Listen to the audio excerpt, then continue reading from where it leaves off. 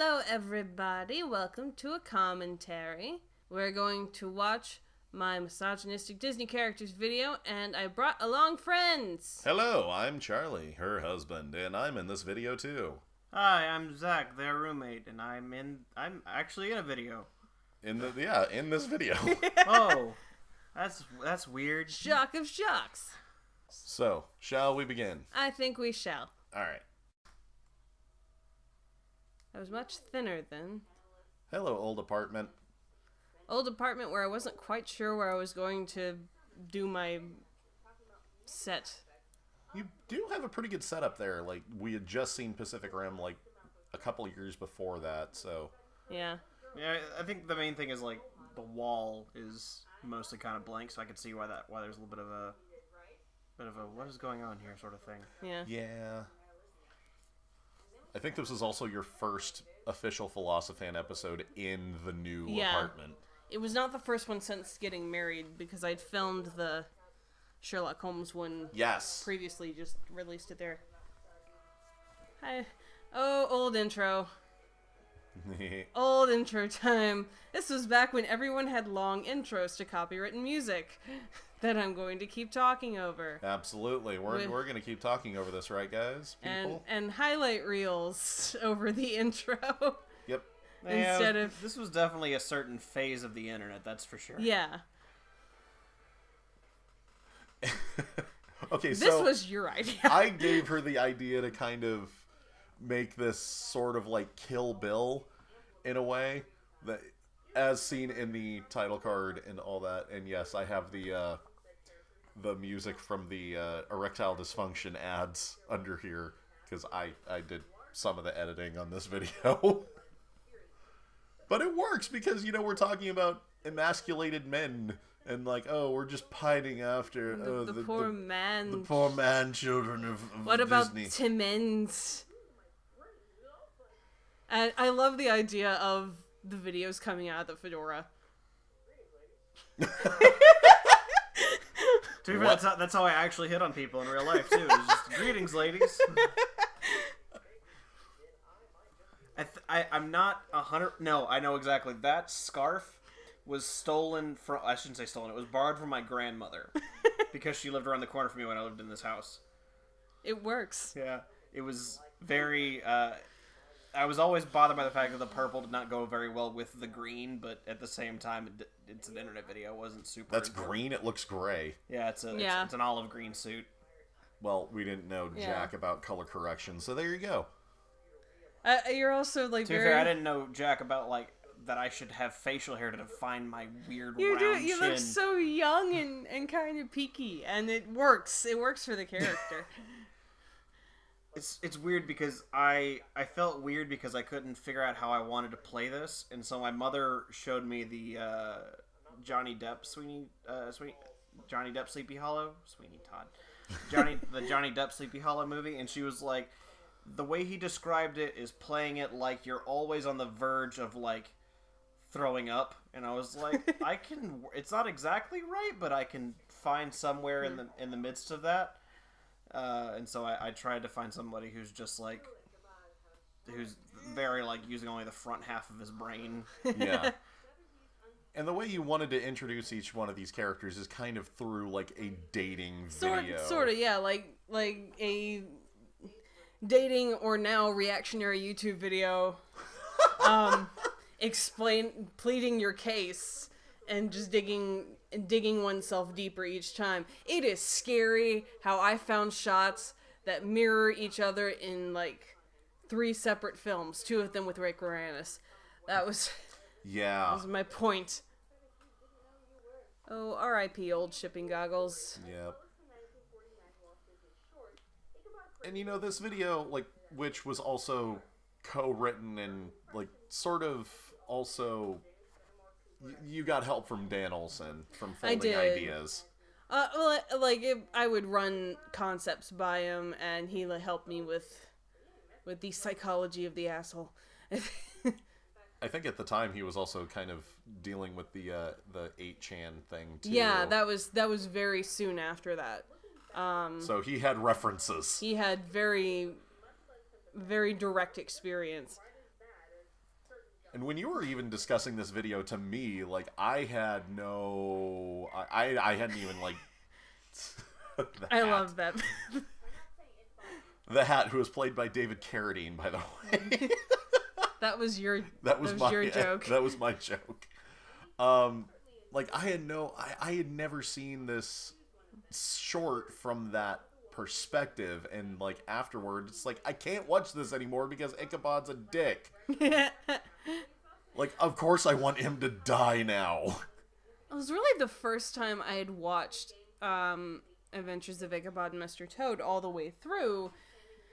And I'm an avid reader of the Dr. Nerdlove blog, so I had read that and then watched this, and I was like, hang on, wait a minute.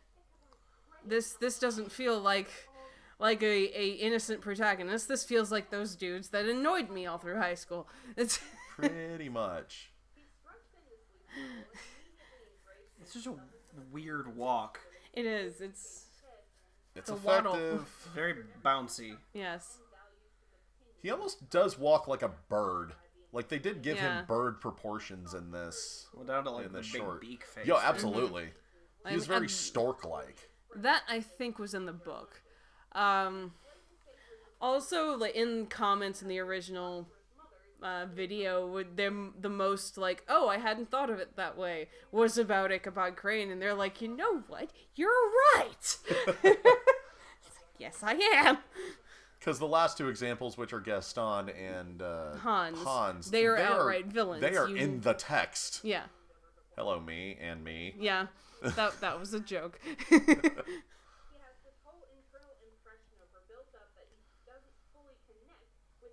Achoo. Yeah, and I think this is kind of like the spiritual predecessor to your art theory series, too. Your art theory of Disneyland. If you think about it, if you squint. Well, I feel like this is the first one where my quote-unquote style actually matured and became its own thing. I wasn't trying to be anyone else. Yeah, and you also, take forever to make a video as well. Hey now. I mean, we're all guilty of that in this, corner here. We can't. None of us can say that. This is the first time I feel like I was actually doing a video essay, rather than just a thing. It works. It works. I think more accurately, I think it was the first time you felt like really self-assured in making a video. Yeah, that might be a better way of putting it. I had a very clear idea of what I wanted. I love this animation. I cannot lie. I fancy you.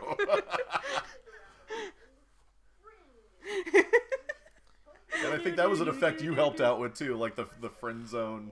Shaking. I did. This was back before I think most of us really knew how to do a lot of effect stuff. Yeah. So I took over a lot of what are theoretically easy concepts, but just because you guys edit it in Vegas, which is just a pain in the ass to make your way around. And then I still edit in Vegas. Yeah. And I do all my stuff in Premiere, and I at the time, and even a little bit now, I still really want to get into visual effects, so I started kind of breaking my way through that, and so a lot of really simple effects were kind of handled by me just across our friend group. Yeah. I also want to point out that, yes, I did do an Anthony Hopkins impression over Mads Mikkelsen. You're welcome. It was funny. It was. It was the point, because it was funny. Because I can't do a Mads Mikkelsen impression because I don't really know what he sounds like.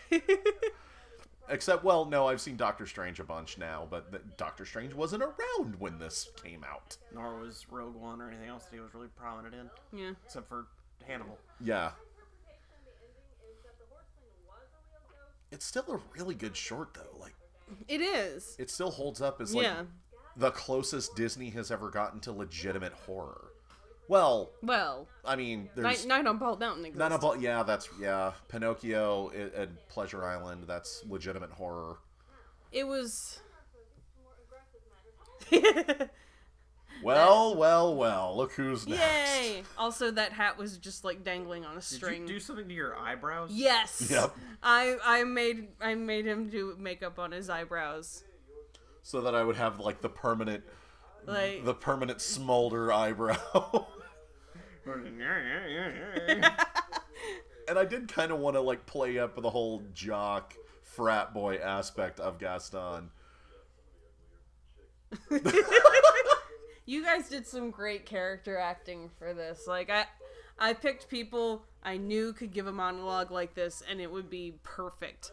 And I did have to do... It's funny you say that when it took me, like, I think 20 takes to get the first one done.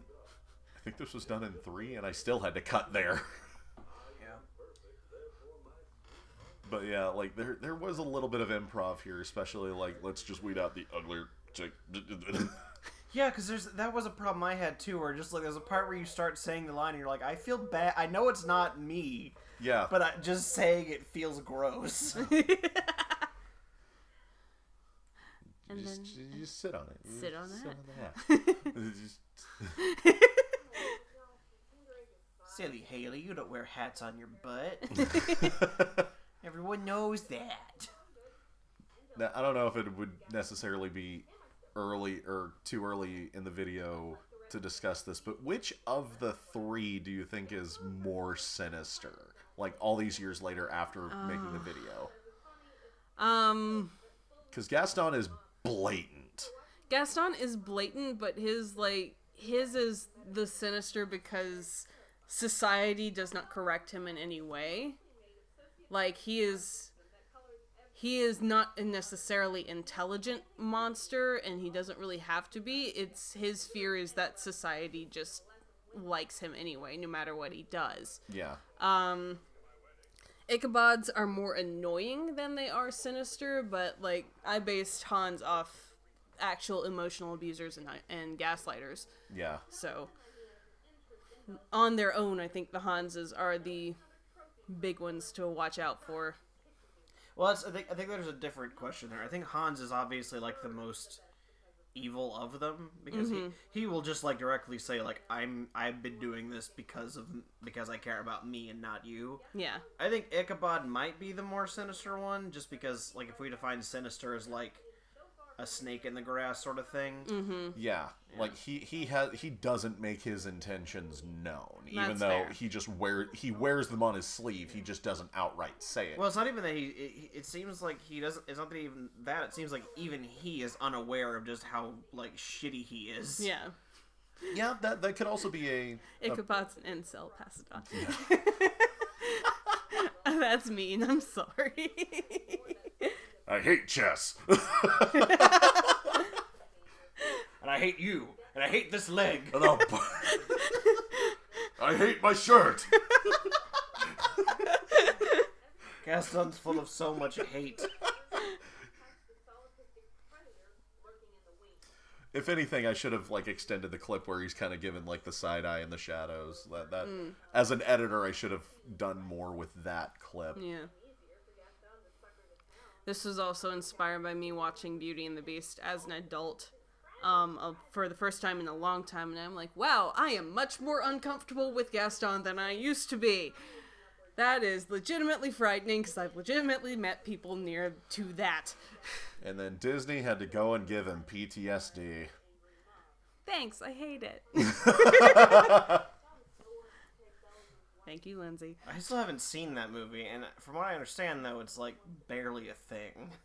It's barely a thing, but it's still there, though. Yeah. Like, everything you need to know about the character is right here. I mean, because his character has nothing to do with PTSD. Right. Yeah, no. PTSD doesn't make you an abuser. No. I do like... His rule of 3 had to bring the hat back. And of course, you could see the string, but who cares? You can see the strings in Nightmare Before Christmas and Beetlejuice, so it's fine. Pretentious haberdashery. And I was really legitimately afraid of actually I forgot it was hurting Garrett. You forgot it was Garrett. Yeah, that was a good choice. Yeah, dude, of the 3 of us, he is the pastiest. I mean, I don't necessarily know. You're all pretty pasty, let's be honest here. Yeah, I literally had the thought yesterday that I'm like, good lord, I'm a ghost. But, like, you know, you put sideburns on him, which he did with makeup, and he's Hans. Well, it helps that he's a collector of what appears to be those jackets. he likes dressing like an early 2000s goth or emo band. honestly, I think he got that one for like an Attack on Titan cosplay or a Beatles thing. I don't know. Maybe he had it. Who knows why Garrett has half the things he does? He gets it because he wants to. And then crushing it because I'm Source. Yep. Because you're what? The Source. I'm serious. Source business. I absolutely chose not to give it a sound effect. Yeah. Because you were serious. Or I forgot. I don't know. Let's go with that first narrative. Yeah, let's go with the first one. Yeah, the first one. Yeah.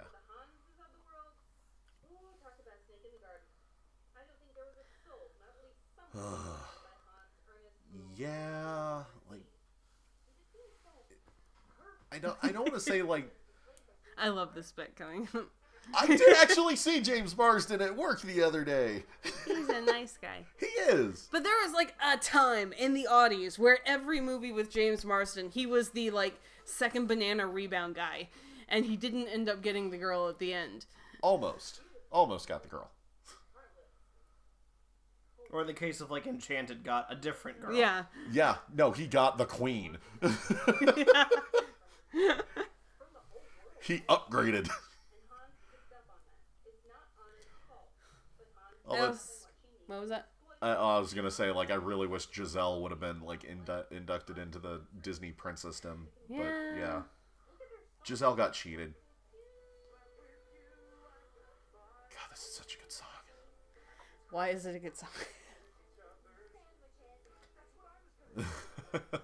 Let's talk over the copywritten music, guys. Let's talk over the copywritten music. I also feel like this is where I kind of cemented my presentation style with on-camera stuff, because I did a lot more like, I'm going to show you how I feel about a thing more through facial expression than through just words. God, you said sideburns, and now I can't stop looking at just the massive mutton chops on this dude. Absolutely. Just the Wolverine sideburns. Just the knife right there. The knife made of ice. It didn't have to be so rude. Why do you have to be so rude? Oh, well, you could have put that there too. I know. Was that song out at that time? No. I don't know. Oh, I don't think so. Yeah, so we went with Cold as Ice, which works because Frozen. It was a pun. And Garrett, he's being honest with her, so he's taking off his gloves. Yeah, it's the character thing. It's a symbolism. It's a symbol. Visual storytelling is the thing that works. Yep. I honestly think that's why they haven't put him in the parks yet. He'd get punched in the face. Absolutely. He would get punched. He would get harassed more than Jack Sparrow or Loki combined. Teenage me. Yeah, this is where you get personal in the video. Yeah. I've gotten some criticism over how personal I got, but I do think it's important to, like, connect, the thesis with how you came to that thesis, especially if it's from a personal position. Yeah. And I was actually, like, kind of Googling the video. I was Googling the video sometime after it came out, and I found this blog post from someone I did not know and had no connection with, who was praising the video for showing how personal it got and actually giving him a personal connection to the problems, which he thought were silly, smooth jazz Luigi problems before. And then he was like, oh, I had not thought of it that way. So I defend my decision to get personal with it. Yeah, and, getting personal in videos, like, it's not a bad thing. Like, No. Getting personal, like, I think builds more of a connection with your audience. Because but it can't come outright. You have to build to that point. You have to use it with skill. It can't be just like smoothed over everything. And you did build to that point in this video. Like it was. There's also something you said, like when you make it personal, you kind of explain like why the video is important to you. Mm-hmm. And like when you give it that, like, this is why it's important to me, everyone's like, oh, then it should be important to me, from just like a level of human empathy sort of thing. Yeah, absolutely. We're getting into the psychology of video making, guys. Sorry. Don't go to film school, watch YouTube. Yeah. Don't. Yeah. I wasted, 7 years in community college? Jesus. I'm sorry. Oh, it's fine. It's fine. It's fine. It's fine. And then the end. Where it's just editing this was like, no, I don't want to hate my friends. I hated saying this speech, legitimately. I felt like I had to stop because I was like, I feel gross. I need to take a shower. It's mansplaining hour right now. It was specifically showing my reactions to all the dialogue here. I think was it's one thing that connected with that one blog. And, that is what I specifically wanted. I wanted to show, that play on my face, and I didn't want people to be able to look away from it. Because, you know what? We can't ignore it when we experience this kind of crap. So you shouldn't be able to ignore it to see what it actually does. Yeah. And you did actually dress like Ariel somewhat in this video. By accident. Stealth Disney bound. I thought you were talking about me for a second. I'm like, what? Yeah, Ariel in her, transitioning years. I mean, she has a transitioning year. That's the movie. Congratulations, you have legs and human vag? Yay?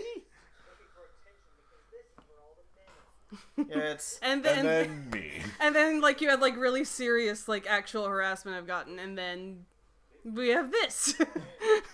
The sad thing is, because of the way your bathroom looks, it looks like you just came out of the bathroom. That was the point. We used a flushing toilet. Yeah. Okay. And I think my mug is still on the table. It's been a while since I've seen it. Yeah. And this Actual is comments anecdotal. I've gotten. Actual comments I've gotten. I love this scene. I love it so much. What are you doing? We did such a fun job, filming that. I forgot I did that. And also the magical growing and shrinking hairline. Yes. And waistline. But we're not going to talk about that. We tried so hard to recreate that scene. Oh, Jesus. It's my favorite scene in Kill Bill. You've only seen the first Kill Bill, even to this day. I know, but it's my favorite scene in the first one. We need to correct this. Do we? Yes. I have a loath. It's one more Kill Bill than I've seen, so...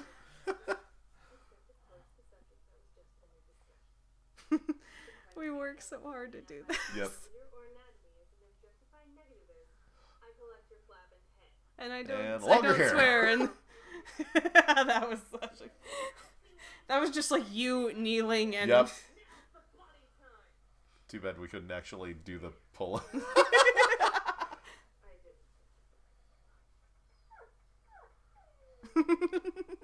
Could Garrett not run away from his place? Is that... I don't think he had that footage. Okay. No. But it helps. But later. it's right here. Yeah. Oh. I forgot he was there. Yep. That was filmed at movie night. It's been a very long time since I've seen this video. Yep. That it's right on the geek vision. That was you. God. You added that. I did all of that. I painstakingly looked for all of the fonts that were used in Kill Bill. God, yeah, I need to... There needs to be a geek vision again. I gotta work on that. Anyway, David Carradina's hat, a.k.a. hat, a.k.a. at-hat.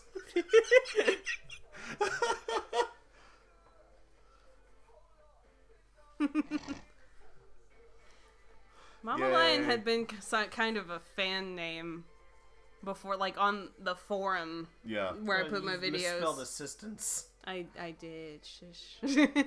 Oh yeah, you did the credits. As it stands. As it stands. Well, then again, how did you originally spell abominable? It's not how I spell it, it's how I say it. Our early patrons. Yeah, we had 6 patrons at that time. Thanks, we have guys. More. Oh god, the old RBG Productions Yeah. logo. But yeah, oh yeah. This was kind of added. I basically not all men to the video just to show, supportive feminist ally Charlie Callahan. Yep. The steamer.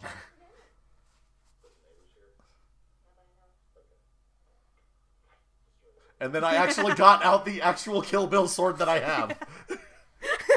And this was a thing of yours. Every cameo you did, you had to dance. I like throwing in stupid things, not just for